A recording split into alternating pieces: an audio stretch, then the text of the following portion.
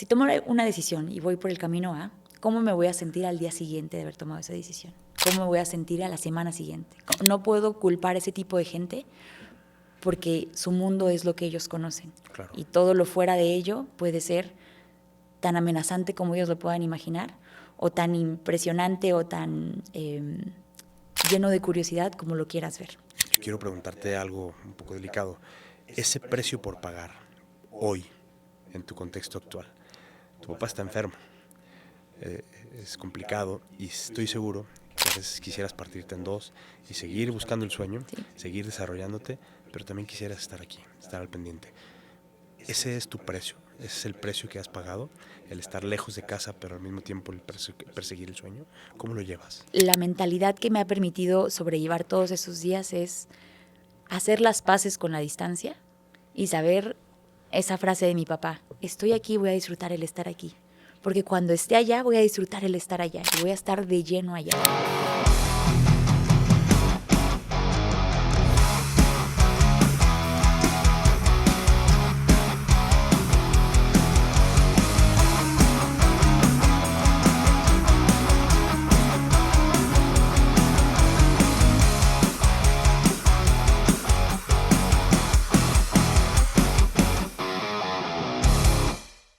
Adriana, ¿cómo estás? Qué gusto saludarte. Bienvenida aquí a Los Puentes que Cruzamos podcast.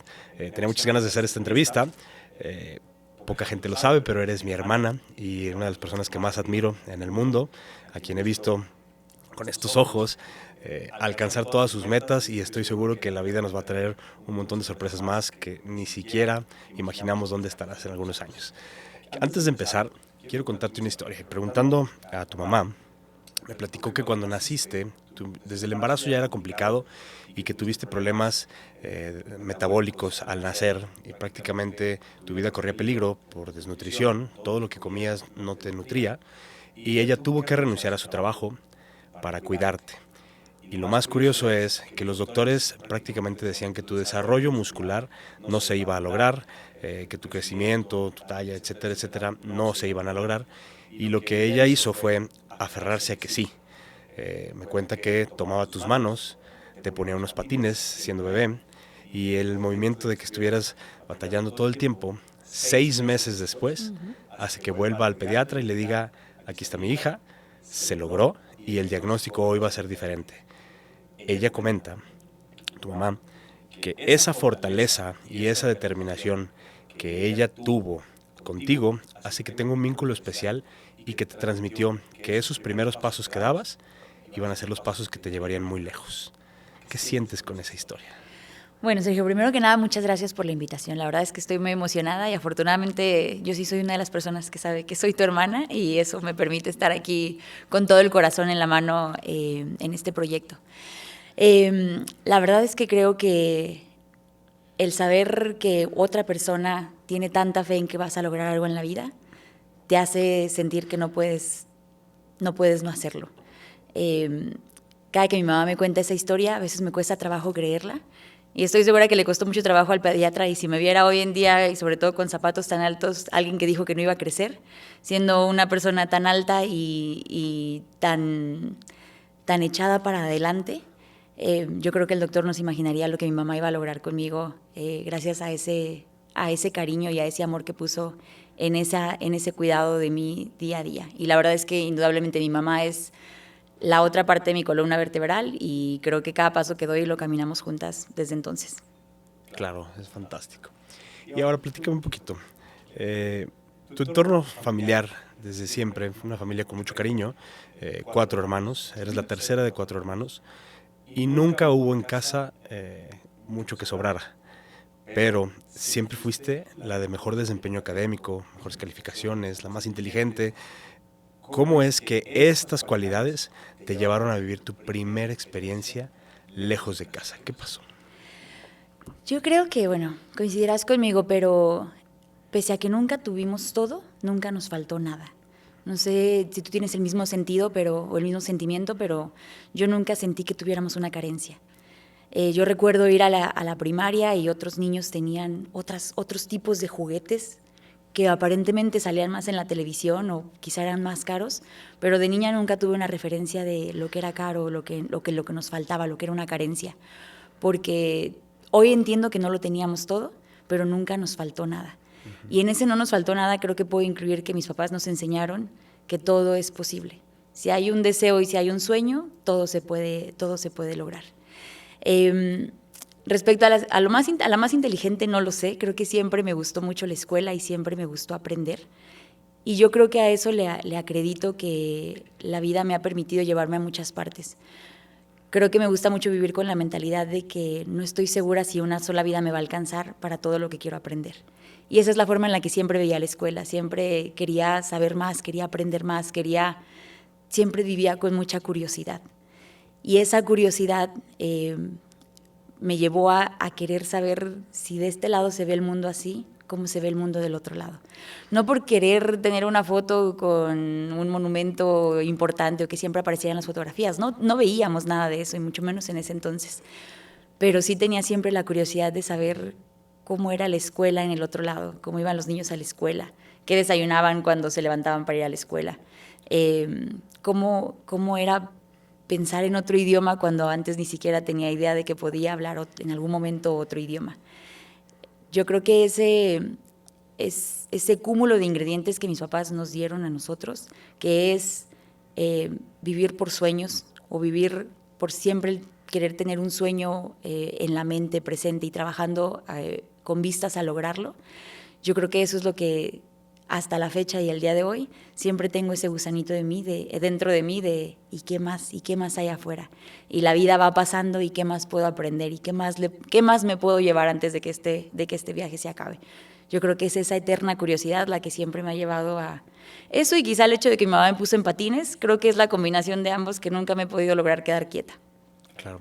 Y dices, imaginar cómo sería el otro lado del mundo, qué hacen en el otro lado del mundo. ¿A dónde fue tu primer experiencia de vivir fuera de casa y qué sitio conquistaste? Muy buena pregunta. La primera vez que me subí en un avión, inclusive en mi vida, fue para ir a Australia. Cuando estaba en primer semestre de la universidad, que estudié negocios internacionales, una chica vino a contarnos acerca de las posibilidades que teníamos como estudiantes de negocios de hacer un intercambio académico más adelante en la carrera. Y me fascinó. Yo vi fotos ahí que solo había visto en películas.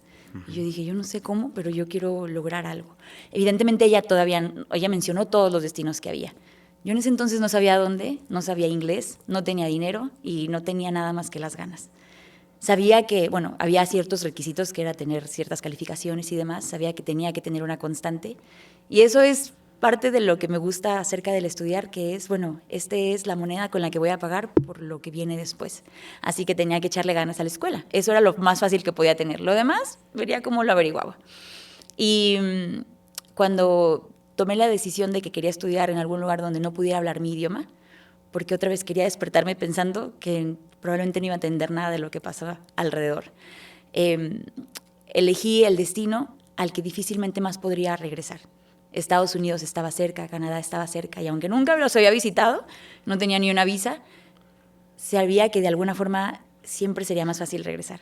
Así que agarré el mapa y dije, ¿cuál es el destino que muy probablemente en la vida voy a volver? O quién sabe, pero que es más complicado de imaginar. Y fue así como elegí Australia. Cuando le dije a mi papá, me acuerdo que me dijo, pues quizás necesitamos conseguir otra familia que pueda pagar eso, o quizás tendremos que averiguar la forma de hacerlo. Así que me puse las pilas, busqué programas. ¿Te apoyaron desde siempre? Me apoyaron desde siempre. Nunca en la casa escuché un no.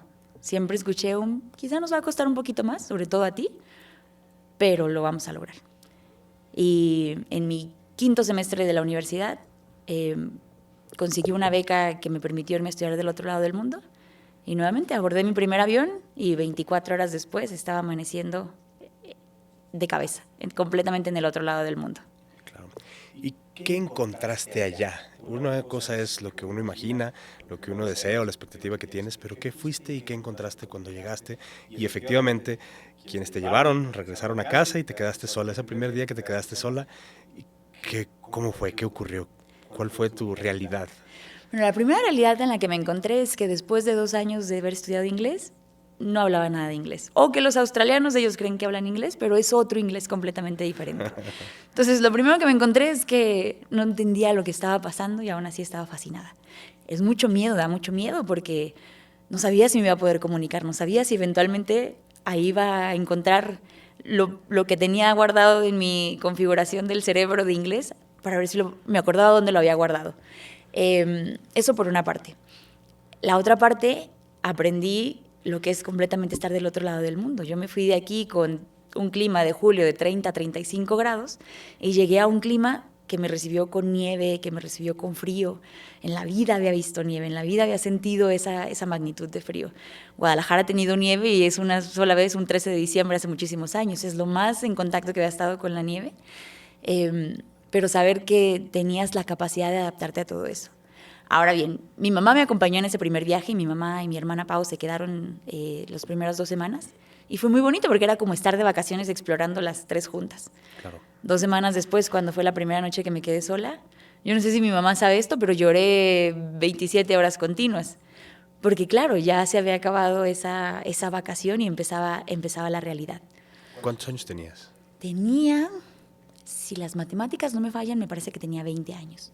Okay. No estaba tan chica, pero era la niña de mi casa. Y era nuevamente la primera vez que iba a dormir en una casa que mis papás no estuvieran. Claro. ¿Y qué crees que esto te desarrolló en ti? ¿O cuál fue el músculo que se desarrolla para no querer agarrar el teléfono y decir renuncio, me regreso a casa, para empezar a salir a la calle, para poder comunicarte, aunque hablabas inglés, no hablabas el inglés de los ausis? ¿Qué es lo que se desarrolla en esa incomodidad? Ya había tomado una decisión hacía tiempo. El primer semestre de la universidad había decidido que eso lo quería hacer.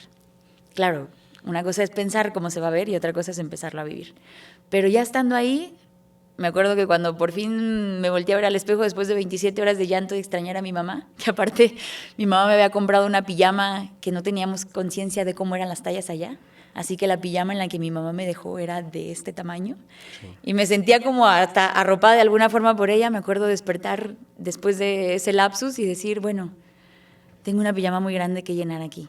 Así que, y estoy arropada de alguna forma por el cariño de mi familia. Tengo 6 meses más por estar aquí. Me quedan 2 caminos. Y mi papá me dijo esto antes de irme. El boleto de regreso siempre va a estar. Siempre puedes volver el día que quieras.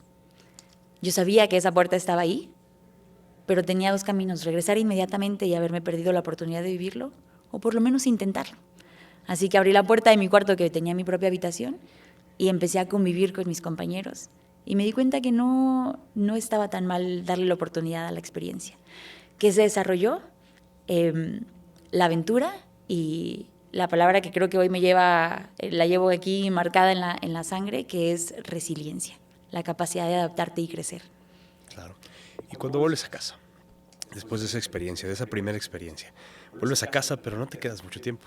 Después surge una nueva posibilidad de ir al extranjero, otro proyecto estudiantil. ¿A dónde fuiste? Bueno, cuando regresé a casa, esa es una historia que a mis papás les encanta contar. Esa pijama gigante que tenía, la llené, físicamente la llené, porque también aprendes a que te tienes que cuidar. Yo regresé pesando 10 kilos más. A mí me gusta pensar que eran puras experiencias hechas, solidificadas. Y la primera noche que regresé estaba tan fascinada de ver mi cama que salté sobre ella y la rompí. Tuve que dormir en una cama rota por un par de días hasta que logramos tener una nueva. Pero nuevamente venía cargada de muchas cosas, venía cargada de muchas anécdotas, venía cargada de muchos acentos diferentes que había escuchado, de cómo es las ideas que la gente tiene de los mexicanos. Venía cargada de las ganas de ver México con los ojos desde haberlo visto desde afuera. Empiezas a ver cosas diferentes, empiezas a ver a la gente diferente, te empiezas a ver a ti misma diferente. Y ese gusanito de la curiosidad se queda dentro. Terminé la universidad y tiempo después ahí seguía esa llamita dentro de mí y decidí que quería hacer un programa de maestría. Pero ahora lo quería hacer en mi idioma, pensando que era mi idioma, y conseguí nuevamente una beca por parte de la Universidad de Valladolid en España, Y nuevamente agarré mis maletas y me fui. En esta ocasión solo agarré una maleta porque cuando viajé en Australia me llevé, en ese entonces se podían viajar con 2 maletas de 40 kilos. Y a esa edad yo sentía que necesitaba todo lo que había en esas maletas. Claro, Regresé. todas esas anclas a casa. Todo. Regresé queriendo aventar las maletas y con las ampollas más grandes que tenía de haber arrastrado todas esas maletas el último mes que estuve viajando sin una casa. Así que en esta ocasión sabía que puedes aprender a vivir más ligero y viajé más ligero en la segunda ocasión, con un poquito más de madurez. Ya no era esa niña que había dejado casa, pero también nuevamente me llevé a mi mamá y creo que ahora ya no lloré 27 horas, lloré 24 cuando mi mamá se regresó la primera semana. Claro. ¿Y esta segunda experiencia de estar sola en el extranjero fue más llevadera, fue más fácil o trajo otros retos? Trajo otros retos. Fue más llevadera en el hecho de que no le tienes miedo a ser una nueva persona en un lugar. Me recuerda mucho como ese primer día de kinder o ese primer día de primaria en la que no conoces a nadie y te tienes que forzar a conocer a alguien porque no vas a pasar todo el tiempo sin hablar a nadie, sin hablarle a nadie porque no los conoces. Entonces creo que esa parte la llevaba de alguna forma, no quiero decir dominada, pero sabía que me iba a enfrentar a ello y sabía que de alguna forma algún amigo conocería y alguna persona conocería. Pero llevas otros retos, llevas unos retos de entender que otra vez, aunque sea tu mismo idioma, es un mundo de distancia lo que nos separa. De entender que el nivel de madurez que en teoría llevas te da muchas sorpresas cuando te das cuenta que las cosas más pequeñas te pueden romper. Cuando en ambas ocasiones iba con una beca, entonces fallar la escuela no era una opción. Sí o sí tenía que pasar la escuela. Pero quise tirar la toalla muchas veces, porque claro, es otro tipo de sistema educativo, es otro tipo de conocimientos, de bases, gente que espera que sepas algo y que no lo sabes, y que de alguna forma es bastante duro también en uno. Yo creo que definitivamente cada experiencia me trajo retos diferentes, pero la anterior le sumó a la siguiente. De alguna forma, como en Mario Bros, ya había completado ciertos niveles, así que arrancaba. Desbloqueado nivel. Exacto, ya desbloqueado algunos niveles, entonces ya empecé la siguiente ya con el honguito, con la florecita, que ya me daba un poquito más de otro tipo de poder y valentía, pero había otros monstruos más adelante por conquistar. Y estos monstruos que se van conquistando, ¿se conquistan desde la soledad? ¿Se conquistan haciendo tú tu propio esfuerzo? ¿O vas encontrando estas personas clave que vas siendo como familia elegida en cada uno de estos lugares? Es ahí donde te convertiste en Victoria Beckham, vamos, dándole un voto de confianza a una persona, inspirándola y haciendo esos lazos familiares con gente cercana, ¿o cómo ocurren estas relaciones? Yo creo que existe en ambas partes. Necesitas estar sola para conocerte. Y la mejor forma de estar sola es llegar a otro lugar donde nuevamente nadie te conoce. Es un poco emocionante que nadie te conozca porque tienes la capacidad de reescribir completamente una historia nueva si quieres. Nadie va a conocer tu pasado, nadie va a conocer de dónde vienes, nadie va a conocer... Y en ese entonces no había tanto Facebook ni nada de redes sociales, entonces nadie te conocía ni siquiera en tus peores momentos. Pero tú te conoces, tú sabes dónde te duele, tú sabes dónde quieres aprovechar y crecer, tú sabes o de alguna forma visualizas la persona que quieres que regrese, pero solamente lo puedes hacer en la soledad. Esa parte de autoconocimiento y esa parte en la que tienes que ser más honesta contigo, que sabes, bueno, esta puede ser, me puedo poner cualquier máscara para afrontar esta experiencia y no tienes que estar en el extranjero, pero en todo momento de la vida puedes usar varias máscaras, pero solo tú eres la persona que sabe lo que está detrás de la máscara y la que tiene que lidiar con esa soledad cuando te la quitas.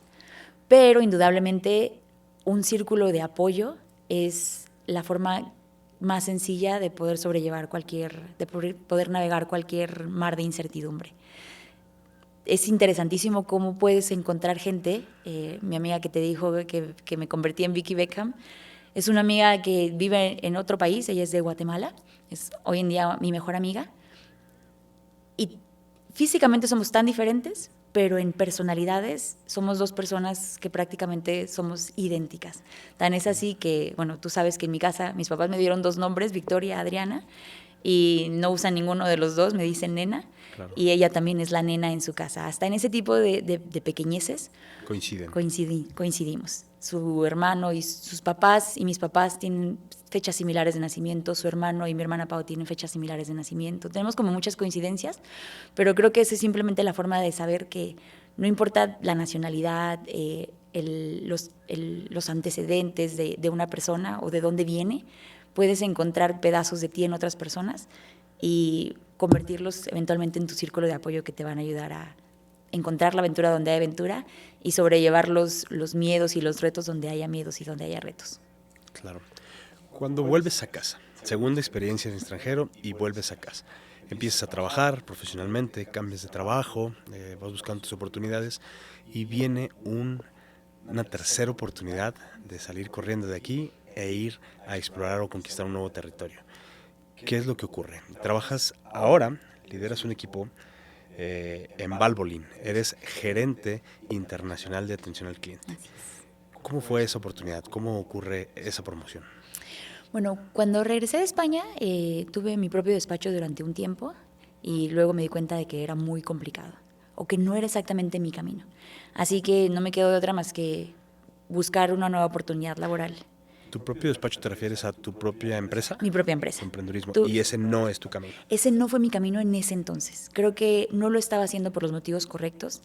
Lo estaba haciendo por un sentimiento, lo construí con otros 6 amigos y creo que era más ese cariño de amistad que el entender que cuando vas a elegir a un socio tiene que ser basado en otras cosas, no solamente la amistad. Claro. Entonces no teníamos, creo, la madurez en ese momento para sobrellevar esa empresa y por cuestiones de amistad, de poder perpetuar esa amistad y cuestiones económicas, cuestiones financieras, no era sostenible para mí el continuar dentro de ese camino y fue uno de los sueños que me dio mucho pesar en su momento dejar. Hoy que lo puedo ver hacia atrás, entiendo completamente y hace todo sentido del por qué las cosas tuvieron que pasar como pasaron. Y encontré una oportunidad de trabajo en una empresa que en ese entonces no conocía. Y espero que si esto llegue a ojos de Valvoline o oídos de Valvoline, ellos entiendan que esto es con total transparencia y siempre se los he dicho. En ese momento Valvoline no era tan reconocido, no era tan conocido aquí. No estaba en tu radar, simplemente. No estaba en mi radar, exactamente. Y me dieron la oportunidad. Hoy todavía le digo a la persona que me contrató que no tengo ni idea de por qué me contrató, porque no sabía nada de aceites. Es una empresa que vende aceites, no sabía nada del rubro, no sabía nada de negocios en cuanto a sistemas, los sistemas que operaban y demás. Y él siempre, hasta la fecha, me dice que me contrató porque tenía todas las ganas de aprender. Y nuevamente es ese ratoncito o ese gusanito de la curiosidad. Después empecé aquí como Customer Service, como un representante de atención al cliente. Fui la primera generación de representantes de atención al cliente y en la primera semana de trabajo yo juré que me iban a despedir porque justo el primer día me dijeron, este error es imposible que nos pase y si pasa es muy complicado de arreglar. Yo para el martes siguiente ya lo había cometido ese error y dije, bueno, este va a ser el trabajo más corto que tenga de la vida. Pero no, afortunadamente lo sobrepasamos porque aprendes a sobrellevar ciertos retos. Y cuando dices sobrellevar ciertos retos, ¿es que aprendes a pechugar y no pasa nada y te sobas y sigues adelante o aprendes a resolver el problema? Aprendes a resolver el problema. Aprendes a ser compasivo contigo y saber que la perfección no existe, que no se trata de si vas a cometer un error o no. Lo vas a cometer. El problema es cuándo, o lo que está determinado es cuándo va a pasar. Para mí me pasó en la primera semana ese error. Hasta la fecha sigo cometiendo muchos errores, pero lo que les digo a mis muchachos en el equipo de trabajo es, eso está pronosticado, que vas a cometer errores. Yo los invito a que hagan una lista de errores y cada uno que vayas marcando lo vayas checando. Por lo menos este ya lo pasé, este ya aprendí cómo resolverlo y vendrán otros nuevos. Así te queda mucha capacidad de aprendizaje. Cada error que he cometido en mi vida, no solo en lo profesional, sino en lo personal, me ha traído algo de aprendizaje, así que hoy agradezco a cada uno de esos errores. En Valvoline creo que una de las cosas que más hizo que la gente me notara era justamente eso. No que no cometía errores, insisto, todos los martes también casi que lloraba porque siempre odiaba los martes, siempre me pasaba algo los martes. No es que hubiera nada en particular, solo los martes era cuando más cometía errores. Pero poco a poco la gente fue poniendo ojos en mí porque tenía la capacidad de resolver. Cuando veía un error, primero lo que hacía era entender que había cometido un error. Confesar que había cometido un error, porque también he aprendido que si bien lo puedes resolver sola, seguramente me iba a costar el doble de trabajo o el doble de tiempo. Porque a lo mejor algo que ya le había pasado a alguien más y tenía la experiencia. O si no, por lo menos lo podíamos ver con los ojos de 2 personas diferentes y encontrarle solución. Y esa capacidad de resolver problemas permitió que ojos más a nivel corporativo se fijaran en mí y me ofrecieran en un momento dado bueno, fui creciendo en mi carrera en Valvoline, pero en algún momento dado me ofrecieron la oportunidad. Me invitaron a un viaje a Lexington, Kentucky, en Estados Unidos, la ciudad más recóndita del mundo, pero me invitaron a que apoyara durante 2 semanas, porque la persona que anteriormente tenía el puesto de gerente de atención a clientes internacional había tomado otra alternativa en su camino y me pidieron que fuera a apoyar, pero siempre la intención fue ver cómo me iba a desarrollar en esa posición. Claro. Y sobre todo si a mí me iba a gustar o no la ciudad. Es una ciudad chiquitita, si me iba a gustar el ambiente, si me iba a gustar, si me iba a lograr sentir parte de ese mundo. Y hoy, 2 años y un par de meses después, ahí seguimos. Okay. Sé que cuando llega esa oportunidad de esa promoción, lo dudas, empiezas a dudarlo. Y sé que hubo de estas personas que son como red de apoyo, en el que alguien pensó que te iba a tener una promesa de un montón de amigos latinoamericanos para que te sintieras en casa, pero luego resulta ser que quien te quería sorprender resulta sorprendido porque eres tú quien llega a darle color a estas personas. ¿Hay una familia allá que te ha acogido como si fuera tu familia natural? ¿Es esa familia que eliges? ¿Es tu red de apoyo? Totalmente. Totalmente. Me gusta creer que cuando tomas una decisión con mucha convicción, siempre vas a tener un momento de duda, eso siempre. Yo creo que en mi vida siempre puedo pensar que en las decisiones más importantes al menos he tenido 2 alternativas, siempre. La vida siempre te ofrece opciones. Pero cuando tomas una con la convicción, y esto es un consejo que tengo de mi papá, siempre cuando le preguntaba, papi, yo nunca sé si tomo la decisión correcta, ¿cómo puedo saber si tomé una decisión correcta o no? Dijo, la verdad es que no lo vas a saber nunca. Lo que puedes hacer es que cierres los ojos y tú pienses, bueno, si tomo una decisión y voy por el camino A, ¿cómo me voy a sentir al día siguiente de haber tomado esa decisión? ¿Cómo me voy a sentir a la semana siguiente? ¿Cómo me voy a sentir dentro de un año?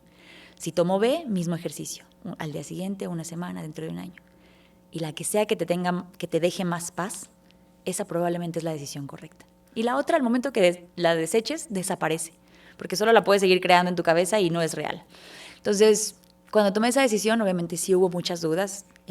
Soy una persona muy cercana a mi familia es mi círculo más importante o mi músculo más importante. Mis sobrinas, que evidentemente a la distancia seguirán creciendo, mis papás que seguirán creciendo a la distancia, y mis amigos. Soy una persona súper amiguera y tengo una muy bonita red de amigos aquí. Era dejar todo eso y cambiarlo por solo Dios sabía qué, por algo que no conocía. Pero llegando allá, nuevamente la vida me mostró que era el camino correcto. Y me presentó a un grupo de amigos muy bonito, muy variado. Son personas de distintas nacionalidades, españoles, argentinos, uruguayos, de Colombia, de Costa Rica, de Chile, de Brasil. Y todos ellos tienen más o menos una misma historia de haber dejado algo atrás. Todos coincidimos en eso. ¿Qué se deja atrás? Cuando volteas a ver el retrovisor, cuando te vas, ¿qué es lo que dejas atrás? Primero que nada, dejas a la versión de ti que vive aquí. Porque aunque te llevas la esencia, te llevas los músculos, te llevas el cerebro, te llevas la cultura, eres la esencia en otro lugar. Así que primero que nada te dejas a ti. Esa versión, el momento que te subes al avión o volteas por el retrovisor, se queda atrás. Dejas a tu familia, que aunque te los llevas en el corazón, no van contigo, no van sentados al lado de ti, no te van a estar esperando los fines de semana para la comida de la comenta de la semana. Dejas tus raíces o tu zona de confort porque conoces la ciudad, conoces las calles, conoces el restaurante que te gusta, conoces lo que no te gusta, conoces los climas, conoces que te tienes que poner en medio de julio porque sabes que va a llover. Dejas lo conocido y vas por un montón de incertidumbre envuelta en sueños y anhelos. Claro. Todos ellos tienen historias similares. Si bien hay quienes llevan a sus familias directas consigo, su esposo, su esposa, sus hijos, nadie tiene a sus familias hacia arriba con ellos, no tienen a sus papás ahí, nadie tiene a sus hermanos ahí. Todos tenemos valores de familias similares, todos coincidimos en que la familia es una parte muy importante de nuestro centro. Claro.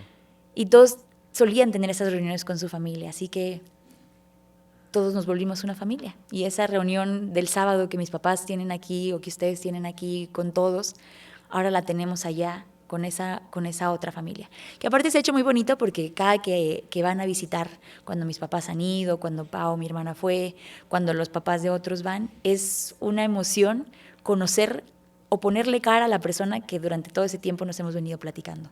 Todos se conocen porque no hablamos de otra cosa. Porque nuevamente es parte de lo que somos. Hablamos de, como si habláramos de las costillas del lado derecho o del lado izquierdo. Claro. Y es como si esperáramos una celebridad porque ya sabemos que viene la mamá de Romy, ya sabemos que viene los papás de Lau. Ya nos conocemos y simplemente ponerle cara a esa familiaridad y conocer a esa otra extensión de esa familia que hemos creado. Es extender la familia. Es extender la familia completamente. Por supuesto. Y por ejemplo, sí entiendo que hay esta red de apoyo y sí es esencial, es parte de la familia, pero también estás en la ciudad más recóndita de Estados Unidos y una ciudad muy alejada del mundo latino. No es Chicago, no es Los Ángeles. ¿Has encontrado esta adversidad del americano puro? ¿Has encontrado alguna clase de menosprecio o alguna clase de competencia que no necesariamente sea tan legítima? Indudablemente ha habido situaciones. Hoy me gusta creer que he tenido otra vez mucha suerte y las que me han pasado quiero pensar que vienen más desde un sentido de ignorancia que de un verdadero rechazo a la cultura latina. Es simplemente desconocer y tenerle miedo a lo desconocido. Recuerdo mucho un caso en una cena, una señora que era proveedora de la empresa, nos invitaron a una cena y ella, cuando por fin se dignó a sentarse cerca de mí y platicar conmigo, ella me preguntó que sí, qué sentía de pensar que Valvoline me había rescatado de mi país. Y me acuerdo que sonreí un poco y di un momento para analizar lo que le quería responder. Y le dije que le invitaba o que esperaba que la vida le diera la oportunidad de algún día conocer México para que supiera que este no es un país del cual ser rescatado, que es un país que, al contrario, es un país que te abraza, que te protege, que te cuida y que no había sido yo la que había sido rescatada, que había sido yo la que había tomado la oportunidad de ir a aportar a otro país, de ir a aportar con mis conocimientos, con mi cultura, y que de verdad le invitaba cualquier día a que viniera a conocer para que ojalá esa visión o esa visión tan limitada que tenía del mundo se pudiera expandir. Es una persona que nunca ha salido de Kentucky. Entonces, por supuesto, no puedo culpar a ese tipo de gente porque su mundo es lo que ellos conocen. Claro. Y todo lo fuera de ello puede ser tan amenazante como ellos lo puedan imaginar, o tan impresionante o tan lleno de curiosidad como lo quieras ver. Todo es cuestión de la perspectiva. Todo es cuestión de la perspectiva. Creo que en días pasados di una plática y les comentaba a los chicos que en la secundaria, con el profesor de dibujo, él nos enseñó... Espera un momento, dime. ¿Dónde diste esa plática? Me invitaron como parte de... Bueno, en la Universidad de Kentucky es una de las universidades más importantes de Estados Unidos o más buscadas de Estados Unidos, y tienen algo que se llama la Semana Global, en la cual invitan a líderes y personas que trabajen en distintos rubros a nivel global. Traen gente de Suiza, traen gente de Inglaterra, gente de Estados Unidos, a que puedan venir a compartir sus experiencias y ayudar a que la universidad o la sociedad académica de los muchachos puedan tener contacto o puedan experimentar por lo menos a través de la voz de alguien más lo que es tener la oportunidad de ver el mundo como algo global. Uh-huh. A Valvoline le hicieron una invitación, extendieron una invitación y pidieron que eligieran una persona que fuera a dar esa plática, y Valvoline me eligió a mí. Estaba súper nerviosa porque, claro, son muchachos de 20 años. Era platicarles a mí yo de hace 20 años lo que me hubiera gustado o lo que me gustó escuchar en ese entonces, 20 años después, que ahora los muchachos tienen otro tipo de acceso a otras tecnologías y demás. Pero fue bastante gratificante saber que cuando entré a ese cuarto y salí después, las miradas de ellos, por lo menos las de algunos, cambiaron. Y puedo creer que, no sé si 20 años después alguien va a estar sentado aquí en una situación similar y diciendo, hace 20 años una muchacha de Guadalajara fue y platicó, y ese día yo decidí que quería saber qué había más allá afuera de Kentucky. Y si fuiste la chispa en su cambio o en su consecución de metas. Exactamente. O persecución de metas. Exacto. Si fue esa persona que les inyectó ese gusanito de la curiosidad y de compartirles que hay un mundo allá afuera y que nuevamente la vida puede no ser lo suficientemente larga para poder explorar todos los rincones del mundo y todas las versiones que pueden conocer de ellos mismos al dar ese pasito fuera de lo conocido. Claro. Y yo creo que cuando las personas van a cruzar su puente y tomar ese riesgo, o el llegar a la Y en sus vidas y decidir hacer un cambio o seguir exactamente igual, lo que más los detiene es el precio por pagar. En tu caso, yo quiero preguntarte algo un poco delicado. Ese precio por pagar hoy, en tu contexto actual. Tu papá está enfermo, es complicado y estoy seguro que a veces quisieras partirte en dos y seguir buscando el sueño, Sí. seguir desarrollándote, pero también quisieras estar aquí, estar al pendiente. Ese es tu precio, ese es el precio que has pagado, el estar lejos de casa, pero al mismo tiempo el perseguir el sueño. ¿Cómo lo llevas? Es muy difícil.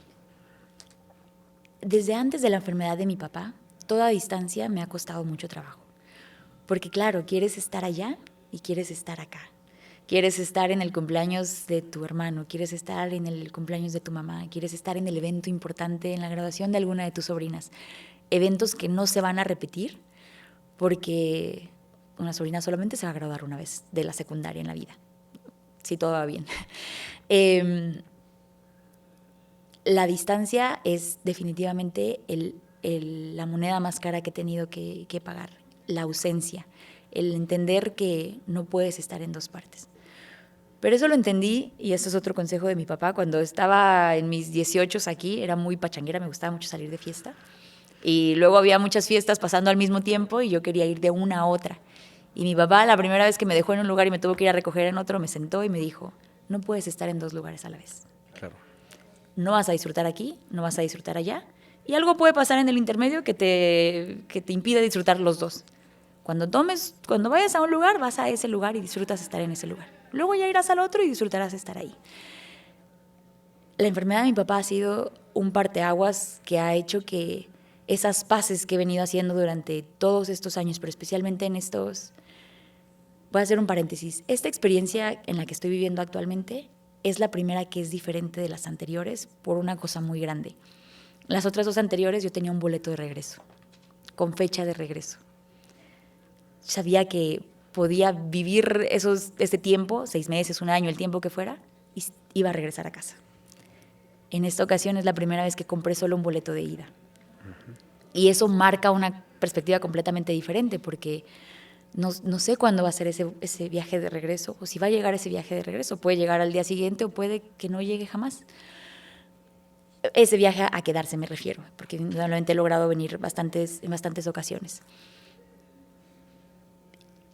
La mentalidad que me ha permitido sobrellevar todos esos días es hacer las paces con la distancia y saber esa frase de mi papá, estoy aquí, voy a disfrutar el estar aquí, porque cuando esté allá voy a disfrutar el estar allá y voy a estar de lleno allá. Estando allá, una partecita de mí sigue estando aquí, sigo estando pendiente de todo, sigo estando queriendo enterarme de todo lo que está pasando y queriendo compartirles a todos ustedes lo que está pasando para que esa distancia se pueda reducir simplemente a lo físico, a la presencia, no a la esencia. Pero claro, una enfermedad cambia completamente la jugada y sube el precio de la apuesta. Ha sido muy complicado, pero es entender que la mejor forma en la que puedo ayudar es estar tranquila y en paz conmigo para poder transferir esa paz a él también y entender que es una batalla que él tiene que luchar y que el estar yo aquí no haría su lucha diferente. Yo no puedo meter las manos a su lucha, es una lucha de él. Lo que puedo hacer es estar tranquila conmigo y en paz conmigo para poder trasladar esa paz y ese apoyo y que le permita a él ir llevando su batalla en los mejores términos. Pero indudablemente no ha sido fácil. Sin duda. ¿Y qué pasa cuando en este no ser fácil y en este ejercicio mental de tratar de reducir la distancia a que solamente sea física, pero qué pasa cuando llegas el domingo y estás sola? cerraste la puerta y nadie te ve y no estás acá. ¿Y qué pasa con tu cabeza? ¿Qué ejercicios tienes? ¿Cuál es el mapa mental? ¿O de qué herramientas te vales como para reponerte y el lunes salir y meterle el pecho a la vida? Yo lo regresaría un pasito antes. Empieza, de hecho, desde que empiezo a preparar la maleta antes de irme. Siempre es la misma dinámica. Mi mami se sienta ahí en la esquina y me empieza a pasar cosas y empezamos a platicar y a hacer el recuento. Desde ahí empieza el saber que ya viene ese momento, que venía dentro del paquete que compré. Cada que vengo a visitar, viene un boleto de regreso a la que ahora es mi casa. Y ya sé que ya viene ese momento, como ese examen que no querías tener en la escuela, como ese día que no querías ir porque ya sabías que, ya sé que tengo que pasar esto. Pero lo tienes que pasar. No, la vida no le puedes poner pausa por siempre. Y aunque le pusiera pausa eterna y dijera, bueno, no me devuelvo y aquí me quedo, creo que se quedaría otra cosa dentro de mí que me forzaría a decir, bueno, no puedes vivir en pausa por siempre. Empieza desde ahí, obviamente despedirme en el aeropuerto de mis papás es la cosa más difícil hasta la fecha. Siempre he sido bien chillona y mi mamá siempre me decía que soy bien chillona desde chiquita y luego con el tiempo nomás se me quitó lo chiquita y no lo chillona. Pero me queda el saber que dos cosas, que cuando llego allá, si bien estoy sola, no estoy acompañada. Hay gente que añora también verme allá y que me va a recibir y que he logrado construir una casa y otro hogar, aunque sea mi hogar solita, pero que también me está esperando allá. Y que siempre me va a quedar esa esperanza de, bueno, volveré y la pasaré muy bien. Y el hecho de que me cueste tanto trabajo irme es porque la pasé tan bonito aquí, que ojalá me la pasara aburrida para que dijera, ay, ojalá ya me tuviera que ir, ya me tuviera que despedir, ya tuviera que empezar a hacer mi maleta. Pero la paso tan bonito cada que vengo que es simplemente el precio que tengo que pagar, con la esperanza de que volverá a pasar, volveré a venir, volveré a vivir, volveré a disfrutar y volveré a estar el 100% aquí. ¿Qué herramientas?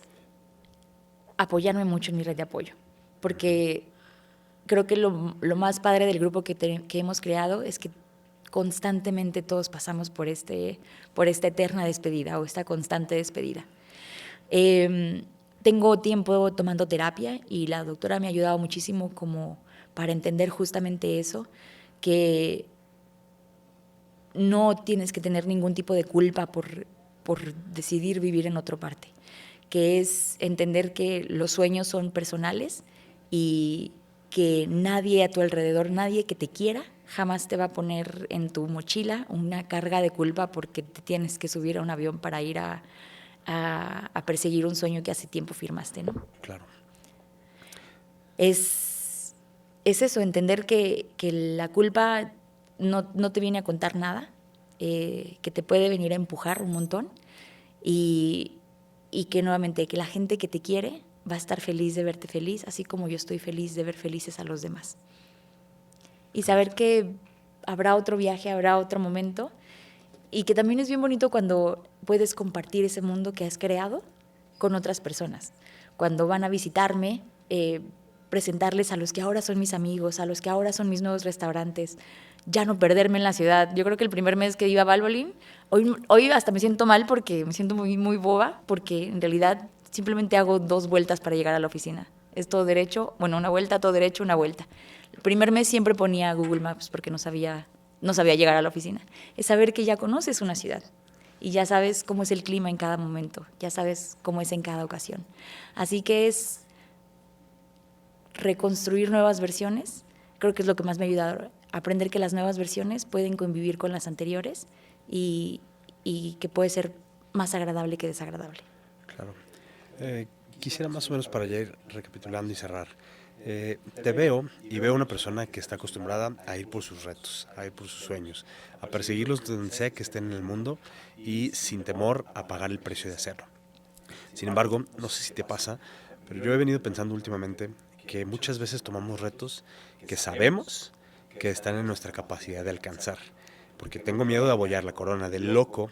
Voy y tomo un reto que puede ser que me salga mal y puede ser que me equivoque y puede ser que sea un desastre y me diga a mí mismo que no era de la altura de lo que yo creí que era. ¿Tú cómo te sientes en ese aspecto?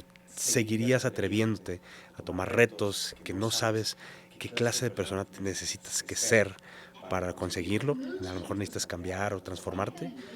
¿O cómo ves tú los retos? Yo creo que los retos van a ser tan grandes como los quieras ver.